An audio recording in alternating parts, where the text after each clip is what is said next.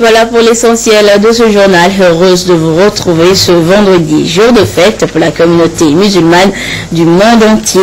Bonsoir et bonne fête du Ramadan à tous les musulmans.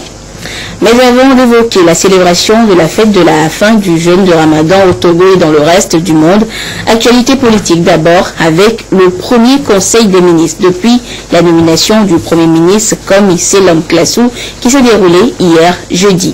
Les travaux de ce conseil qui s'est tenu au palais des congrès de Kara ont été présidés par le chef de l'État Fort et Sezimna Nyazimbe, le communiqué ayant sanctionné la session avec le ministre en charge de la communication Guy Madjé Lorenzo. Communiqué du Conseil des ministres du 16 juillet 2015. Le Conseil des ministres s'est réuni ce jour 16 juillet 2015 au Palais de Congrès de Kara sous la présidence du président de la République, son Excellence, M. Fort et Sezimna Nyazimbe. Ouvrant les travaux de ce Conseil, qui est le tout premier du nouveau quinquennat, le président de la République a convié l'ensemble des membres du gouvernement à se mettre sans délai à l'œuvre et à déployer toute leur énergie pour relever les défis auxquels la nation togolaise est confrontée. Il les a exhortés à donner le meilleur d'eux-mêmes pour apporter chaque jour des réponses concrètes aux préoccupations de nos concitoyens qui aspirent légitimement à mieux être dans tous les secteurs de la vie économique et sociale. Dans cette optique, le président de la République a invité la nouvelle équipe gouvernementale à faire preuve de cohésion et de solidarité pour servir avec efficacité l'ensemble des Togolais. Au cours de ces travaux, le Conseil des ministres a adopté un avant-projet de loi et un décret et suivi de 2 communications. Le Conseil a examiné en deuxième lecture et adopté un projet de loi portant réglementation des bureaux d'information sur le crédit BIC dans les États membres de l'UEMOA. Les BIC sont des institutions chargées de la collecte d'informations nécessaires à l'évaluation de la solvabilité des demandeurs de crédit. En adoptant le présent projet de loi, le gouvernement entend améliorer notre système d'échange d'informations sur le crédit en mettant à la disposition des institutions financières des outils efficaces d'analyse et de gestion des risques et en renforçant la supervision des activités de crédit. Élaborées sur la base d'informations fournies par les organismes financiers, les institutions publiques et les grands facturiers, notamment les sociétés de téléphonie, de fourniture d'eau et d'électricité, les rapports de solvabilité des bureaux d'information sur le crédit facilitent en effet la prise de décision pour l'octroi d'un crédit. Le projet de loi adopté par le Conseil permettra, entre autres, de garantir la véracité des informations collectées ainsi que la préservation de la vie privée. Il faut rappeler que la création des BIC au sein des États membres de l'UEMOA figure parmi les principales recommandations du rapport du Haut Comité ad hoc des chefs d'État sur le financement des économies de notre espace communautaire.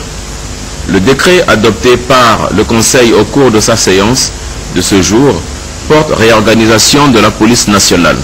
Ce texte se situe dans le droit fil du processus de refondation de nos forces de défense et de sécurité lancé par le président de la République.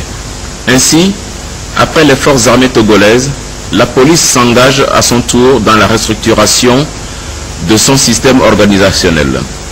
La nouvelle organisation de la police s'articule autour d'une direction générale, de 2 régions de police, 5 secteurs de police, une direction centrale du renseignement intérieur, de la DCRI et un groupement d'intervention de la police nationale, le GIPN. Par ailleurs, chaque chef-lieu de région sera doté de brigades anticriminalité et de brigades de recherche et d'investigation. À travers toutes ces mesures, le gouvernement entend doter la police nationale d'un dispositif cohérent et plus efficient et qui offre un meilleur cadre de collaboration avec les autres acteurs nationaux de sécurité. La première communication présentée au Conseil de ce jour est relative à l'évolution des travaux d'élaboration du Code foncier et la préparation de l'atelier national de validation de ce nouvel outil juridique. Il ressort de ce compte-rendu que l'avant-projet du Code foncier a été amendé par la société civile et les professionnels du foncier au cours des ateliers régionaux et des réunions techniques sectorielles. Le Conseil des ministres a demandé au ministre de l'Urbanisme, de l'Habitat et du Cadre de vie de préciser les enjeux et d'indiquer les apports de ce nouveau code dans la problématique foncière au Togo. La deuxième communication suivie par le Conseil des ministres a été consacrée à la carte universitaire du Togo 2014-2025. L'objectif de cette communication est de présenter les conclusions de l'atelier de validation de la carte universitaire organisé en novembre 2014. Le Conseil des ministres a demandé au ministre de l'Enseignement supérieur et de la Recherche qu'une étude de faisabilité tenant compte d'un cadre incitatif soit réalisée et permette également au secteur privé d'être intéressé. La carte universitaire 2014-2025 donne une vision dynamique et prospective du nouveau dispositif pour l'éducation supérieure au Togo. Elle est axée sur le renforcement du lien entre les études et le monde professionnel et vise à faire face aux défis posés par les effectifs en croissance dans le monde universitaire, avec à terme la création de centres et collèges universitaires dans les 5 régions de notre pays. Dans les divers, le président de la République a saisi l'occasion de ce premier conseil des ministres pour réitérer sa profonde compassion aux familles endeuillées par les récents drames survenus dans les usines de Wassem à Tabligbo et de la SNPT à Haotwe. Il a donné des instructions pour l'accélération des enquêtes diligentées afin de situer toutes les responsabilités. Toutefois, et en attendant les résultats de cette enquête, le président de la République a demandé au Premier ministre d'engager d'ores et déjà des discussions avec les responsables de Wassem pour trouver les solutions durables aux défis sociaux qui se posent dans cette société. Abordant les difficultés rencontrées par le monde agricole, le chef de l'État s'est dit préoccupé par les tensions observées dans la fourniture des engrais aux agriculteurs. Il a exhorté les acteurs du monde rural et le ministre à prendre les dispositions nécessaires pour que les engrais parviennent à leurs destinataires. Enfin, le président de la République a félicité tous les responsables du monde scolaire qui se sont impliqués pour la bonne tenue des examens de fin d'année, couronnés dans l'ensemble par un taux de réussite satisfaisant.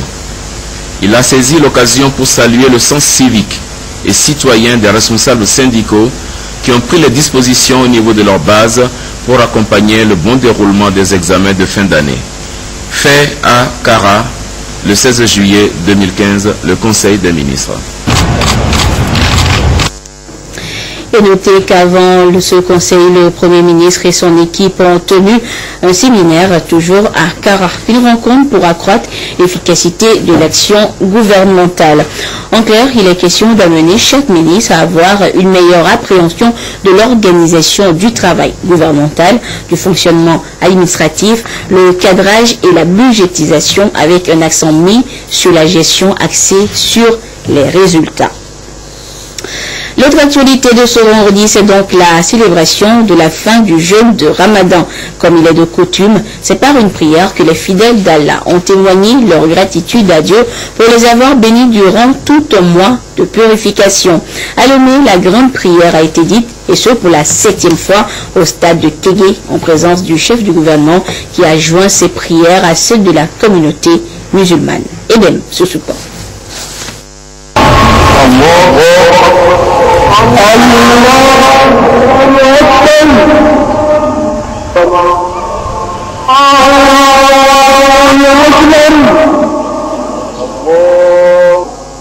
Un mois durant, ils ont jeûné, prié plus intensement et pratiqué l'abstinence pour qu'Allah, le miséricordieux, exauce leurs prières.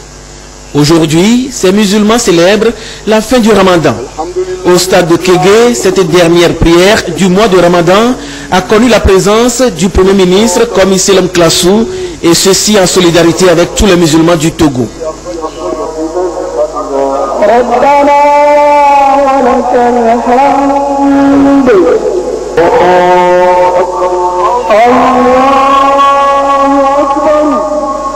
Cette fête de la rupture du jeûne ne doit pas être synonyme de laisser aller dans la foi.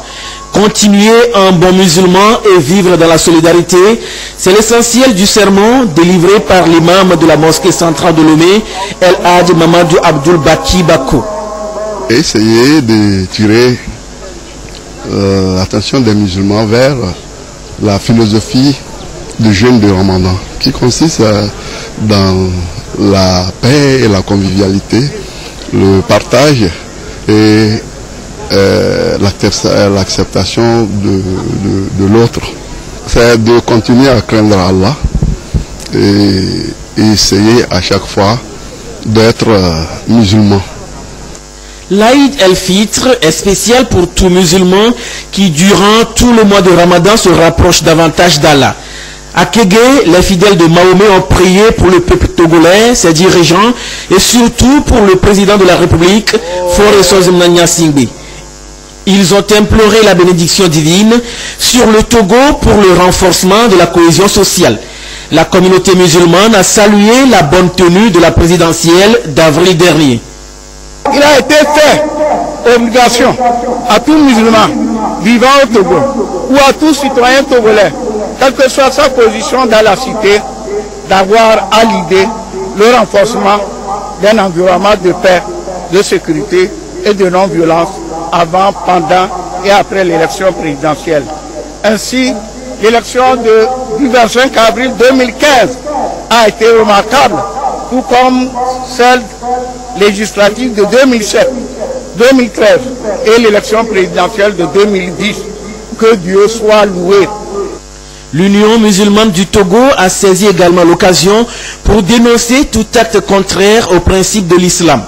L'islam doit, selon elle, rester et demeurer une religion de paix.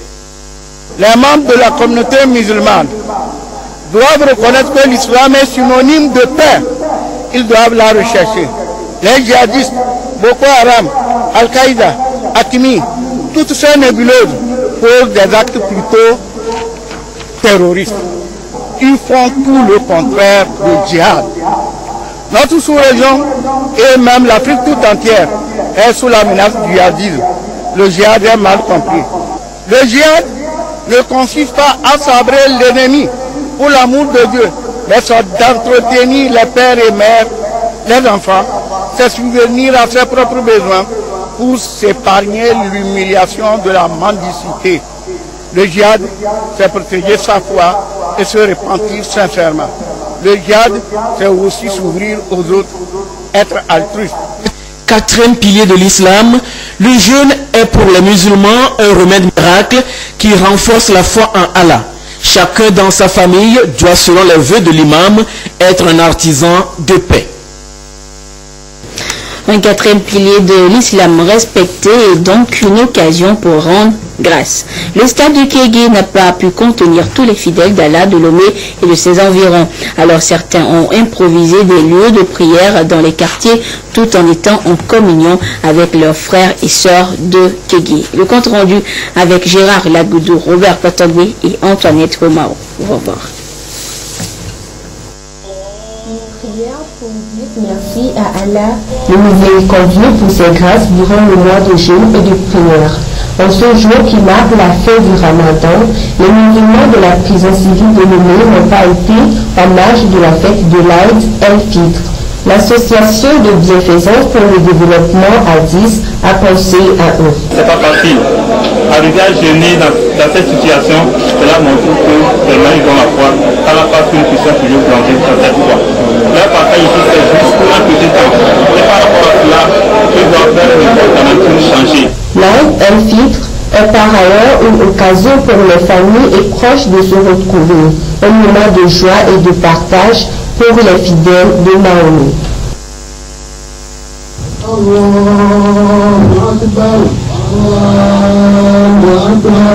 C'est dans un esprit de soumission et de communion que les fidèles de Mahomet de tout point centre ont imploré Allah le miséricordieux pour sa bénédiction.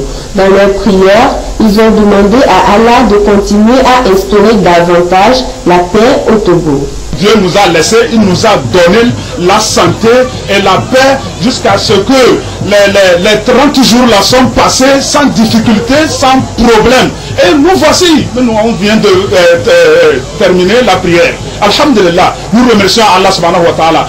À l'issue de cette prière, les fidèles musulmans sont repartis avec la conviction que leurs vœux ont été exaucés. La suite de la journée est consacrée aux actes de générosité et de réjouissance.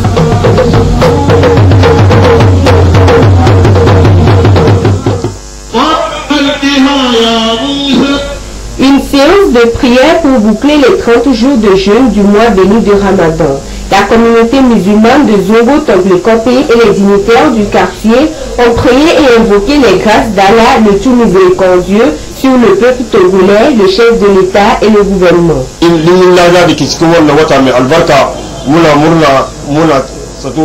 C'est à la grande fierté de tous les musulmans de se réunir et de prier. Et surtout quand on sait que nous avons de très bons dirigeants, des dirigeants qui œuvrent pour la paix. Donc, à l'occurrence, son Excellence le Président de la République, Faure Yassimbe, qui œuvre inlassablement dans la cohésion sociale, la stabilité et la paix. Les différents intervenants ont exhorté les fidèles de Mahomet à la culture de la paix, de la tolérance pour un monde paisible. Union de prière également du côté de Kara. L'esplanade des palais des congrès de la ville était exiguë pour les fidèles musulmans à aller témoigner leur gratitude à Allah le miséricordieux. Nestor Mozo.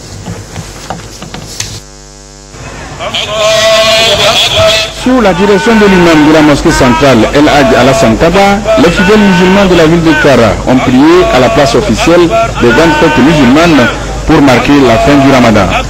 Le Ramadan est une prescription musulmane observée au 9e mois du calendrier islamique. Tout musulman est tenu de le respecter.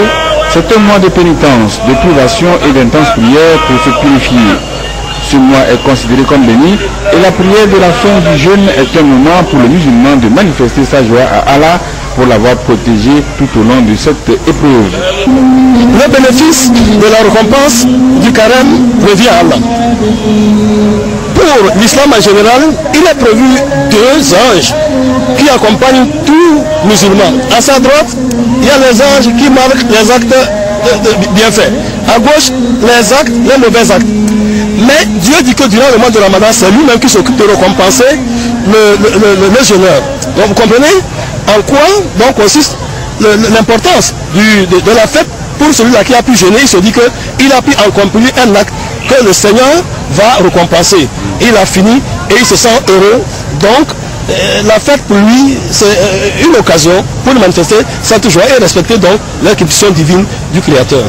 La prière du fin du mois de carême a été suivie d'un sermon au cours duquel l'imam Alassane Kaba a exhorté les fidèles à vivre en permanence dans la crainte d'Allah en respectant et appliquant les recommandations du Coran. Le Ramadan est le 4e pilier de l'islam.